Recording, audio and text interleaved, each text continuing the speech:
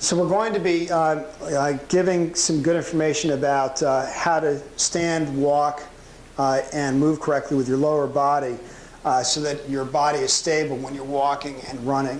One of the biggest things that happens with people is that they collapse into their inside of their legs in such a way as their hip doesn't rotate out correctly, the knee rotates in, and the arches fall in, and the person has a flat-footed appearance. This can be countered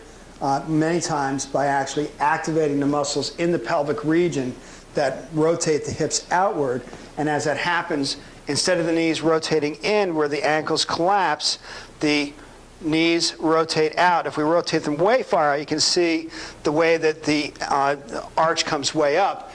And he's really rotating here at the hip region. Now when we rotate halfway back, his arches are engaged correctly, and he's tightening his abs a little bit as he's lengthening through here to really keep this area open, and he's activating his knee and arch area the way he should. He can also do what's called short foot, where he grips with his toes slightly, and as he does, that also goes and keeps the arch engaged as he's walking and running.